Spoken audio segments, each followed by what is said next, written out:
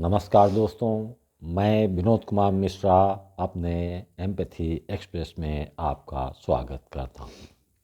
आशा है आप सब स्वस्थ और आनंद में होंगे। आज माँ की चाहत क्या होती है, इस विषय पर बात करेंगे। शायद दुनिया का सबसे महत्वपूर्ण रिश्ता जिसके गुणों की व्याख्या करने के लिए बुद्धि पर्याप्त नहीं है। भाव की गहनतम अभिव्यक्ति पूर्ण व्याख्या करना हो तो माँ शब्द से बेहतर कोई शब्द नहीं है। लोग ये भी सोचते हैं कि माँ अपने बच्चों से किस प्रकार की इच्छाएं रखती हैं। माँ का अपने बच्चों से कैसी अपेक्षाएं हैं। सामान्यतः ये माना जाता है कि माँ अपने बच्चों को बुढ़ापे की लाठी समझती है। वो ऐसी आकांक्षाएं रखती हैं कि मुश्किल समय में उसका बच्चा उसका सहारा बनेगा, उसकी सेवा करेगा। ऐसे प्रकरण आप धार्मिक उपदेशों के दौरान अवश्य सुनते होंगे, जहाँ कोई बूढ़ी माँ अपनी व्यथा कहते हुए बताती है कि उसका लड़का उसकी देखभाल नहीं करता। धार्मिक उपदेशक उस लड़के को समझाते नजर आएंगे कि एक पुत्र के क्या कर्तव्य हैं। क्या यह तुम्हारा कर्तव्य नहीं है कि तुम अपने बूढ़े माँ बाप की सेवा करो? तुम्हारे माँ बाप ने तुम्हें इसलिए पाला पोसा कि तुम बड़े होकर उनका सहारा बनो। माँ है जो तुम्हें 9 माह तक अपने गर्भ में लेकर कितनी पीड़ाएं सहती हैं, रात रात जागकर तुम्हारा ध्यान रखती हैं। उसकी यही तो आकांक्षा होगी कि वो जब असहाय हो जाए तुम उसका सहारा बनो। यही हर माँ बाप चाहते हैं, यानी माँ की आकांक्षा को परिभाषित कर दिया गया। यही सामाजिक मान्यता है कि माँ की चाहत में ये सब समाहित है। जब माँ की ऐसी इच्छाओं के रहने की बात समझाई जाती है तो एक बात साफ है कि माँ की इच्छाओं आकांक्षाओं का अवमूल्यन किया जा रहा है। उसकी गरिमा को ठेस पहुँचाई जाने का प्रयास किया जाता है। माँ उन इच्छाओं एवं आकांक्षाओं के परे होती है। वो अपने बच्चों पर अपने स्वामित्व का दावा नहीं करती। जब माँ की बुढ़ापे में लड़कों द्वारा सहारा बनने की बात है तो यह माँ की आकांक्षा नहीं बल्कि बेबसी में लड़कों के नैतिक कर्तव्य बताने की बात होती है। ये लड़कों को एक मानवीय गुण समझाने का प्रयास है, न कि एक माँ की इच्छा या आकांक्षा पालने की बात है। ऐसा कहकर मैं माँ के स्वरूप को स्वार्थी बना देता हूँ, जो उसका गुण कदापि नहीं हो सकता है। गर्भधारण करते समय वो भार का अनुभव करती है। जिस भारता को वो का सृजन करती है तो उसके साथ एक भावनात्मक विचारों से भर जाते हैं। सृजन करने की गुरुत्वा का अनुभव करती है। हालांकि ये सब मनुष्य तक सीमित नहीं रहता है। ये नियम वनस्पतियों पर भी लागू होती है। यदि आप भूमि में कोई बीज रोपित करेंगे तो वो भूमि भी बीज के भार को वहन करती है।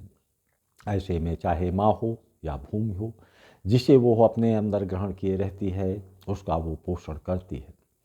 उस पोषण के समय वो प्रेम से उसको पोषण कराते हुए उसे अपना ही अंश मान बैठती है। चाहे भूमि हो, पशु हो, पक्षी हो। जब वो गर्भ धारण करती है तो उसमें भारता का अनुभव करती है। उस भारता का परिणाम भी होता है कि उसे चलने फिरने में कठिनाइयों का अनुभव होता है। उस बीज के अंकुरित होने से लेकर पूर्ण विकास तक वो भार का ही अनुभव करती रहती है। कोई भार लंबी अवधि तक जोड़ नहीं सकता। गर्भधारण से भारता के अंतिम पड़ाव में वो शिशु को जन्म देती है। अब वो गर्भावस्था की भारता से मुक्त होती है। शिशु को जन्म देती है, गर्भ का भार से मुक्त होती है तो वो हल्का महसूस करती है। उसने शिशु को जन्म देने में इतना हल्का महसूस किया कि उसका मन ऊर्ध्वगामी होकर अनंत आकाश में उड़ने का मन करता है।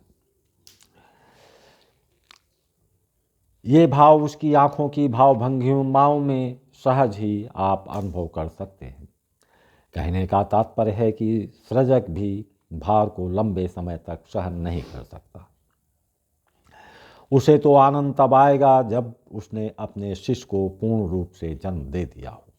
उसे हल्केपन होने का चरम सुख मिलता है, उसके विश्वास को बल मिलता है। शिशु बाहर आया, माँ भार से मुक्त हो गई।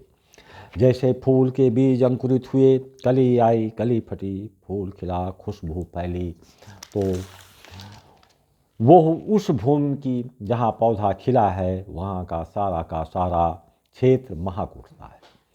वैसे ही जब माँ ने शिशु का जन्म दिया, वो हल्की हुई, जिसका उसने सृजन किया, वो फूलों की तरह अपनी खूबसूरती घर आंगन में फैलने का एहसास करती है। उसका महक से सब उसे प्रेम करने लगते हैं।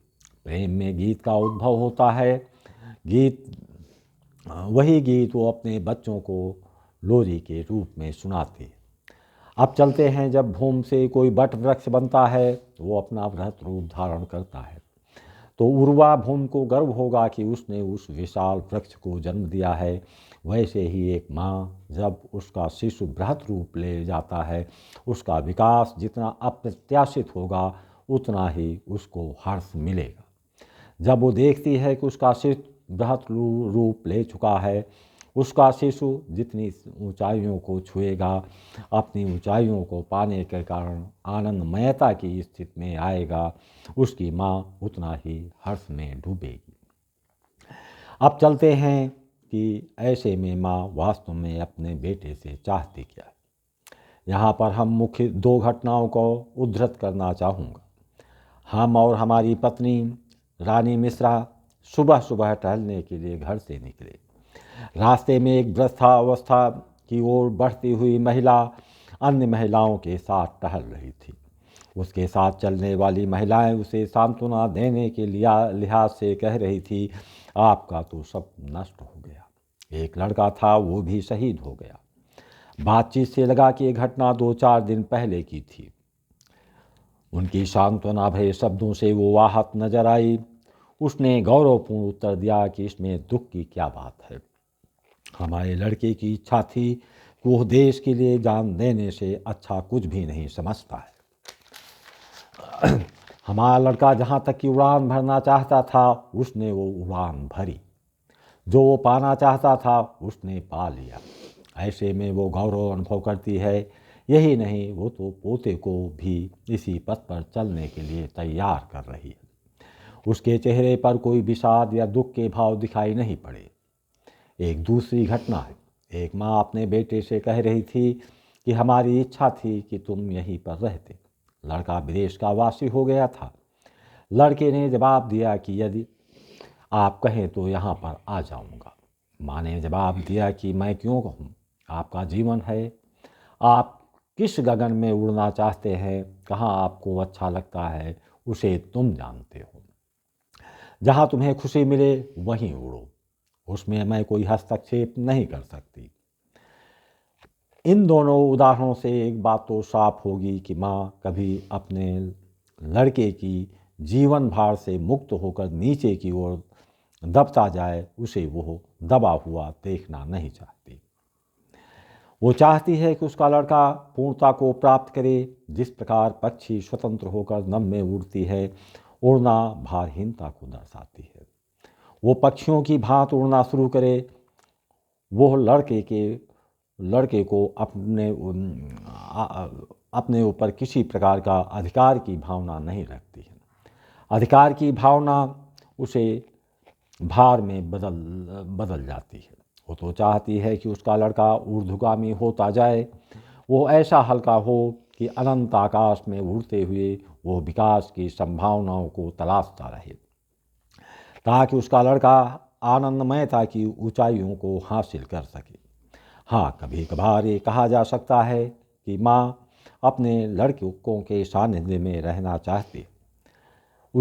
इसे एक उदाहरण से समझाया जा सकता है। मान लीजिए कोई तोते को पालता है, उसे पिंजड़े से छोड़ दिया गया कि वो स्वतंत्रता पूर्वक उड़ सके। ऐसे में उसे आनंदमयता के साथ उड़ते रहते देखने की लालसा मात्र सबके अंदर रहती है। बेशक 80-90 के दशकों में जबकि ग्रामीण संस्कृति का प्रवेश रहता था, एक ही वातावरण में रहते रहते वो भार मुक्त हुआ करती थी। उस समय माताएं अवश्य ये अपेक्षाएं रखती थी कि उसके बच्चे उसकी बुढ़ापे की लाठी बने। ये भाव ही ये दर्शाता है कि वो अपने बच्चों के प्रति मोहवश अपना स्वामित्व मानती थी। उस समय ये कहा जा सकता था कि माताएं बच्चों को अपने बुढ़ापे की सहारा मानती थी। दरअसल उन्हें ऐसे परिवेश में रखा जाता था कि वो कभी भी ऊर्ध्वगामी होकर जीवन जीने का अवसर ही नहीं उन्हें मिलता था। उनकी दिनचर्या ऐसी थी कि वो प्रत्येक समय में भार से भरी रहती थी। उन्हें खुले आसमान में उड़ने के अवसर ही नहीं मिले, इसलिए उन्हें उड़ने की अनुभूति ही नहीं हुई तो बच्चों से अपेक्षाएं भी रखती थी।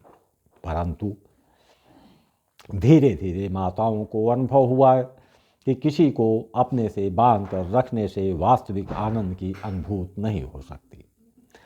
वर्तमान में माताएं अधोगामी नहीं रह गई हैं। उन्होंने अनुभव किया कि चिड़िया स्वतंत्र रूप से खुले गगन में उड़ने में जो आनंद मिलता है वह पिंजड़े में कैद होकर उसे आनंद नहीं मिल सकता। इसे समझकर वो अपने बच्चों से किसी प्रकार की स्वामित्व बनाए रखने की लालसाओं को, अपेक्षाओं को त्याग दिया।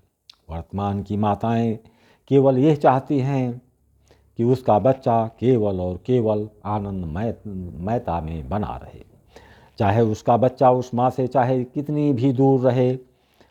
एक उदाहरण देना चाहूँगा। यदि कोई माँ बेबस और लाचार हो, वो बच्चे की ओर आशा रखती हो लेकिन समस्या ये आ जाए कि बच्चे के साथ रहने पर उसका सुख शांति भंग हो सकती है। ऐसे में माँ को देखो, वो भिक्षाटन करके दूसरों के यहाँ काम करके गुजर बसर कर लेगी, लेकिन बच्चों के सुखों में बाधा का कारण नहीं बन सकती। ऐसे में ऐसी माताओं की अपेक्षाओं को कहना ऐसी माताओं का अपमान होगा। उसके हृदय की गहराई में जाने की क्षमताएं किसी में नहीं होंगी। आशा है वीडियो पसंद आई हो तो लाइक, सब्सक्राइब और शेयर करना ना